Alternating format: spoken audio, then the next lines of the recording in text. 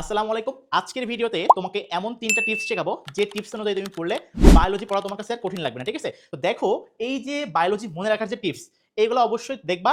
তাহলে দেখবা পড়তে তোমার আর কোনো প্রকার কষ্ট হবে না। ঠিক আছে? এবং পড়তে ভালো লাগবে এবং পড়াটা মনেও থাকবে। ঠিক আছে? দেখো ফার্স্ট আমাদের যেটা বলতেছে যে বায়োলজি পড়তে গেলে ফার্স্ট যে স্টেপটি যেটা তোমাকে জানতে হবে সেটা হচ্ছে তোমাকে ওয়ার্ড ভাঙ্গন। ঠিক আছে?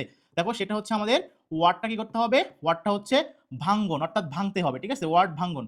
তাহলে দেখো প্রথম হচ্ছে ওয়ার্ড ভাঙ্গন। ওয়ার্ড ভাঙ্গন জিনিসটা আসলে কি সেটা আমি ডিটেলসে আলোচনা করব। সেকেন্ড যেটা অপশন লিখবো, ঠিক আছে? সেকেন্ড যে অপশন সেটা হচ্ছে রিলেটেড পড়া। ঠিক আছে? কি বলতেছি হচ্ছে রিলেটেড পড়াশোনা। ঠিক আছে? রিলেটেড রিলেটেড পড়া রিলেটেড পড়া। ঠিক আছে? থার্ড নাম্বার যে বিষয়টা দেখো ওয়ার্ড ভাঙ্গন, রিলেটেড পড়া আর থার্ড নাম্বার যে বিষয়টা সেটা হচ্ছে আমাদের রিভিশন করা। সেটা হচ্ছে আমাদের রিভিশন করা। এই তিনটা জিনিস অবশ্যই তোমাকে জানতে হবে। এই তিনটা জিনিস অনুযায়ী পড়তে হবে, তাহলে দেখবা পড়াটা তোমার খুব ইজি। ফার্স্ট যে জিনিসটা নিয়ে আলোচনা করবো সেটা হচ্ছে ওয়ার্ড ভাঙ্গন। ওয়ার্ড ভাঙ্গন জিনিসটা আসলে কি দেখো, মনে করো বায়োলজিতে যে ওয়ার্ডগুলো থাকবে সেগুলো ভেঙে ভেঙে পড়তে হবে। কেমন? দেখো মনে করো একটা ওয়ার্ড বলছে যে গ্লাইকোলাইসিস। কেমন ওয়ার্ড বলছে? গ্লাইকোলাইসিস। তাহলে গ্লাইকো কি বলতো লাইসিস।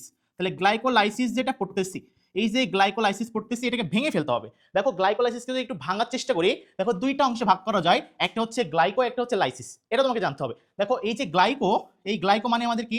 গ্লাইকো মানে হচ্ছে আমাদের কি বলতো গ্লুকোজ। এটা তোমাকে জানতে হবে। দেখো আর লাইসিস মানে হচ্ছে আমাদের কি? ভাঙ্গন। তাহলে আমরা কি বলতে পারতেছি যে গ্লাইকোলাইসিস জিনিসটা আসলে কি? গ্লুকোজের ভাঙ্গন প্রক্রিয়া, তাই না? তাহলে দেখো তো আমাদের ফার্স্ট স্টেপটা গেল।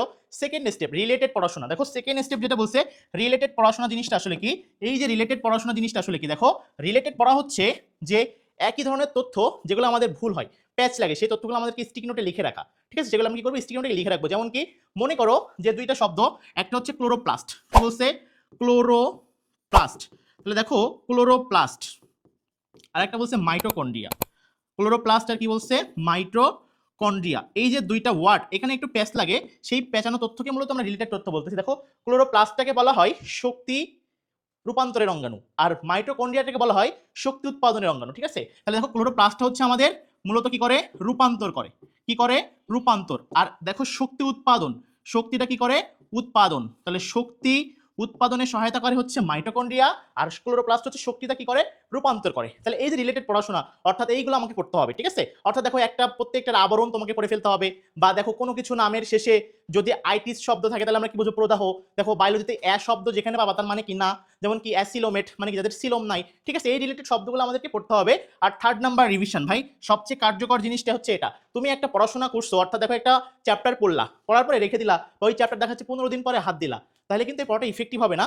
অর্থাৎ দেখো এই যে একটা চ্যাপ্টার শেষ করলা, ওই চ্যাপ্টারটা সুন্দর করে কোন জায়গাগুলো ভুল করতেছো সেগুলো ইন্ডিকেট করা, এবং পাশাপাশি আমাদের দেখো যে টপিকগুলো সবচেয়ে কঠিন সেই টপিকগুলো বারবার পড়া আর রিভিশন করা। ঠিক আছে? একটা অধ্যায় শেষ করলাম মানে এই না যে ওইটা আমি 1-1.5 মাস পরে যেয়ে পড়বো। ঠিক আছে? ওই 1-1.5 মাসের ভিতরে তোমাকে 3 থেকে 5 বার অন্তত পড়তে হবে, তাহলে দেখবো এই পড়াটা তোমার মনে থাকবে। আর আশা করি এই 3টা টিপস তোমার বায়োলজি পড়তে সহায়তা করবে এবং খুবই ভালোভাবে তুমি পড়াটা তুমি আয়ত্ত করতে পারবা।